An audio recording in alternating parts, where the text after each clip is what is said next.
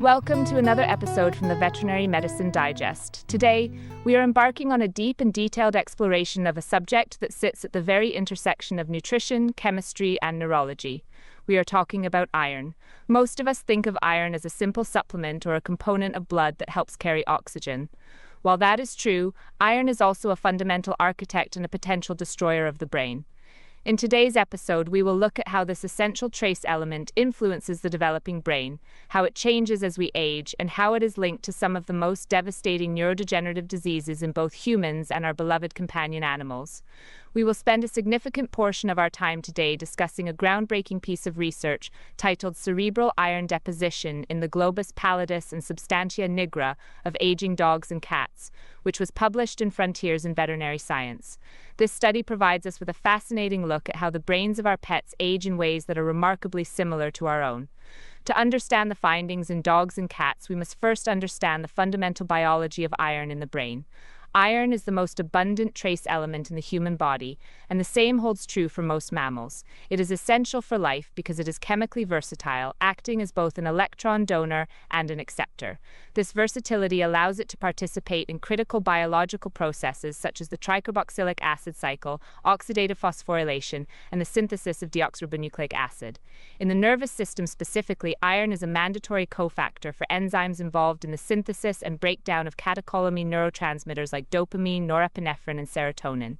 It is also vital for the formation of myelin, the insulating sheath around nerve fibers that allows for rapid communication between neurons. However, the very properties that make iron useful also make it incredibly dangerous. Iron is a strong promoter of reactive oxygen species. When iron levels are not strictly regulated, it can drive the oxidation of proteins, the peroxidation of lipids, and modifications to nucleic acids. This state, known as oxidative stress, can compromise cellular functions and lead to cell death. Because of this, the body has evolved a complex and highly regulated network to manage iron levels. This involves specialized transport proteins like transferrin, which carries iron through the blood, and storage proteins like ferritin, which keeps iron in a safe, non-reactive form inside our cells. The entry of iron into the brain is particularly well guarded by the blood-brain barrier. The endothelial cells that line the cerebral capillaries act as a filter. Iron bound to transferrin in the bloodstream binds to transferrin receptors on the surface of these endothelial cells. It is then taken into the cell through a process called endocytosis. Once inside, the iron is released into the brain parenchyma, where it can be utilized by neurons, astrocytes, and oligodendrocytes. Interestingly, different regions of the brain have different demands for iron. Areas like the basal ganglia, the substantia nigra, and the deep cerebellar nuclei are particularly rich in iron because they are areas of high metabolic activity. The importance of iron begins at the very earliest stages of life. Research has shown that the first 1,000 days from fertilization to the end of the second year of life are the most critical period for brain development. During this time, iron is essential for the maturation of neurons and the process of myelination. If a developing brain does not receive enough iron, the consequences can be irreversible. Studies in human infants and animal models like rats have shown that iron deficiency in early life leads to significant developmental delays, impacting memory, intelligence, and social skills. This is often related to abnormalities in dopamine metabolism. We know that the dopaminergic system develops rapidly during early life, and iron is a required cofactor for tyrosine hydroxylase, the enzyme that limits the rate of dopamine synthesis. When iron is lacking, the organization and morphology of neuronal networks are altered, and the pruning of neuronal connections that normally occurs during development is disrupted. Even if iron levels are later restored through aggressive therapy, many of these behavioral and cognitive deficits persist into adulthood, suggesting that there are critical periods where iron is absolutely required for normal brain architecture. As we transition from development into adulthood and aging, the story of iron changes. While deficiency is the primary concern in the young, accumulation becomes the concern in the old. It has been observed in both humans and rodents that iron concentration in the brain increases naturally with age, particularly in the deep gray matter structures involved in motor function. This physiological iron deposition is thought to contribute to cellular senescence, or biological aging.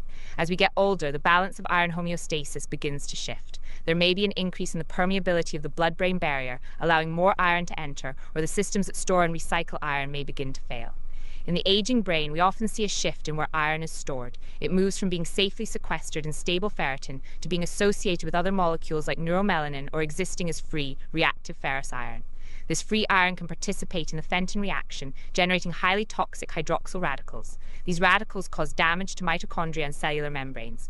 Recently, scientists have described a specific type of iron-dependent cell death called ferroptosis. Unlike other forms of cell death like apoptosis or necrosis, ferroptosis is specifically characterized by the massive buildup of lipid peroxides. This process is now believed to be a major player in the decline of cognitive and motor functions that we see during the aging process. This brings us to the link between iron and neurodegenerative diseases. In human medicine, abnormal iron metabolism is a vital marker for conditions like Alzheimer's disease and Parkinson's disease. In Parkinson's disease, patients show a significant elevation of iron in the substantia nigra, specifically within the dopaminergic neurons. This iron accumulation is believed to promote the aggregation of a protein called alpha-synuclein, which forms the toxic Lewy bodies that are the hallmark of the disease. In Alzheimer's disease, iron accumulates in the regions of the brain affected by amyloid beta plaques and tau protein tangles. Iron seems to create a vicious cycle here. It binds to amyloid beta, making it more toxic and promoting its aggregation, while the misfolded proteins themselves interfere with the body's ability to export iron from the neurons. There is even a specific group of rare genetic disorders known as neurodegeneration with brain iron accumulation. These diseases are caused by mutations in genes that are often directly involved in how the body handles iron. For example, a ceruloplasminemia is caused by a mutation that prevents the body from making ceruloplasmin, a protein that helps export iron from cells. Without it, iron builds up to toxic levels in the brain and other organs, leading to dementia and movement disorders. Another example is neuroferritinopathy, where a mutation in the ferritin light chain protein causes iron to leak out of storage and cause oxidative damage. Now, why does all of this matter for our veterinary patients? This is where the main article we are discussing today comes in. Dogs and cats, much like humans, undergo age-related cognitive changes. Owners of older pets often notice symptoms like loss of spatial orientation, changes in social interactions, and disrupted sleep-wake cycles. These are the hallmarks of canine and feline cognitive dysfunction syndrome, which is essentially a form of dementia. Despite how common it is, estimated to affect over 60% of dogs over 15 years old, it remains underdiagnosed by many veterinarians. The study by Carolyn Fisher and her colleagues at the Justus Liebig University in Germany sought to investigate whether we could see the same patterns of iron accumulation in the brains of aging dogs and cats that we see in humans. This was a massive study, looking at 236 client-owned animals, including 198 dogs and 38 cats. These animals underwent brain magnetic resonance imaging between the years 2014 and 2024. The researchers were specifically looking at two areas, the Globus pallidus and the Substantia nigra.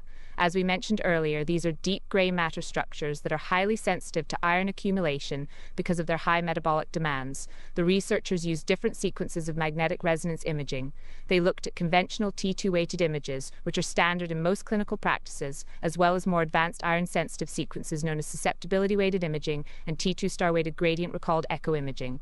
What they found was a clear and significant association between age and the visibility of iron deposits in these brain regions. As the animals got older, the researchers saw ovoid to crescent-shaped areas of signal loss, or hypointensities, in the Globus pallidus and Substantia nigra. These dark spots on the scans represent areas where iron has accumulated and is disrupting the magnetic field of the scanner. Through a statistical method called logistic regression, they calculated that each additional year of age increased the odds of detecting these iron deposits by 20 across the entire study population. This was true for both dogs and cats, although the smaller sample size of cats made the results for them slightly less statistically powerful. The researchers also wanted to know which type of magnetic resonance imaging was best at detecting these changes. This is a very practical question for veterinarians. They found that the advanced iron-sensitive sequences like susceptibility-weighted imaging were much better at revealing iron than the standard T2-weighted sequences. Furthermore, they found that the strength of the magnetic field mattered immensely. Scanners are measured in units called Tesla. A 3 Tesla scanner, which has a very strong magnetic field, was nearly 5 times more likely to show these iron deposits than a 1 Tesla scanner. Even a 1.5 Tesla scanner, which is very common in veterinary referral centers, was almost 3 times more effective than a 1 Tesla scanner. To prove that these dark spots on the magnetic resonance images were actually iron, the researchers performed a validation step. They took brain tissue from a subset of 10 animals that had passed away for reasons unrelated to the study and used a chemical process called Pearl's Prussian blue staining. This stain reacts with iron to produce an insoluble blue pigment. When they compared the stained brain slices to the magnetic resonance images of those same animals, they found a perfect match. The areas that were blue under the microscope were the exact same areas that appeared dark on the scans. This provides definitive proof that what we are seeing in these aging pets is indeed regional iron accumulation. This discovery has profound implications for how we think about brain health in our pets. If iron accumulation is a marker of biological aging and a potential driver of neurodegeneration, then being able to see it on a scan gives us a powerful new tool. It might allow us to identify pets that are at risk for cognitive dysfunction syndrome long before they start showing obvious clinical signs like confusion or house soiling. Early detection is everything when it comes to the brain. Once neurons are lost, they cannot be replaced. But if we can identify the early stages of the process, we might be able to intervene. In human medicine, there is a lot of interest in using iron chelators to treat neurodegenerative diseases. These are drugs that can cross the blood-brain barrier and bind to excess iron, helping the body to clear it or move it into a safer storage form. One such drug, called Deficiency, has been tested in clinical trials for Parkinson's disease and some of the rare iron accumulation disorders. While the results have been mixed, partly because iron is also needed for normal functions like dopamine synthesis, the hope is that a conservative approach to chelation could protect the brain from oxidative damage without causing a deficiency. Another area of research is focused on strengthening the brain's own antioxidant defenses. We know that certain proteins, like glutathione peroxidase 4, are essential for preventing the lipid peroxidation that leads to ferroptosis. Finding ways to boost these natural protectors could be a game changer for treating dementia in both humans and animals. The study we are discussing today also reinforces why dogs and cats are such excellent translational models for human health. Translational means that what we learn in one species can be directly applied to another. Because our pets share our environment, receive high-quality medical care, and naturally develop many of the same diseases of aging that we do, they can tell us things that a laboratory rat never could. Seeing that the Globus pallidus and Substantia nigra are the primary sites of iron accumulation in aging dogs and cats, just as they are in humans, suggests that the fundamental biological mechanisms of brain aging are conserved across mammalian species. However, the researchers did note some limitations in areas where more work is needed.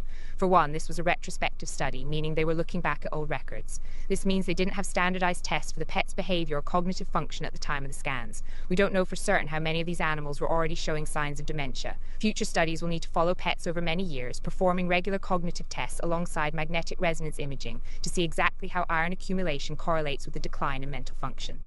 We also need to refine our imaging techniques. While we can see these dark spots on the scans, the visual grading system used in the study is somewhat subjective. New techniques like quantitative susceptibility mapping and R2-star relaxometry are being developed. These methods don't just show us where the iron is, they allow us to calculate exactly how many milligrams of iron are present in a specific cubic centimeter of brain tissue.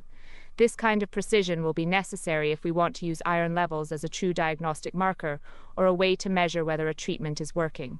As we wrap up our discussion on the main article, it is worth thinking about what this means for the average pet owner. While you can't go out and ask for an iron scan for your dog just yet, this research is a signal that the field of veterinary neurology is moving toward a much more sophisticated understanding of the aging brain.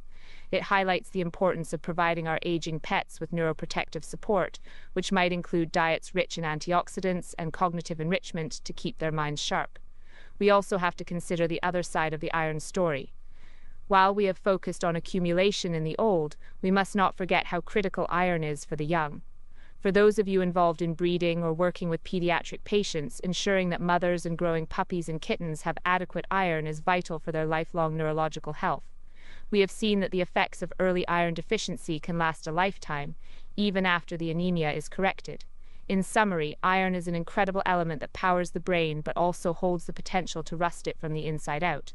We have seen how it moves across the blood-brain barrier through a complex dance of receptors and transporters. We have seen how its absence in early life can derail development and how its accumulation in late life can drive the processes that lead to dementia. The research in dogs and cats has shown us that our pets are not just our companions, they are biological mirrors of ourselves, experiencing the same regional changes in brain chemistry as they age.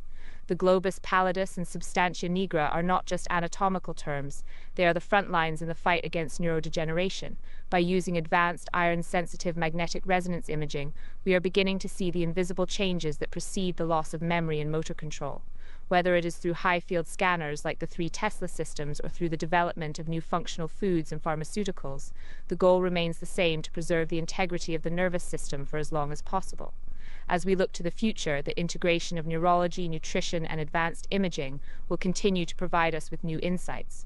We are entering an era where we might be able to predict a pet's cognitive future years in advance and take steps to change it. This is a journey that requires patience and rigorous science, but the longer, healthier lives for our pets and a deeper understanding of our own brains are well worth the effort. Thank you for joining us on this deep dive into the world of brain iron.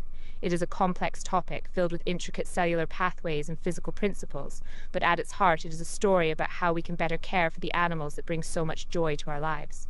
We hope this exploration has given you a new perspective on the double-edged sword that is iron and a greater appreciation for the incredible work being done in the field of veterinary medicine.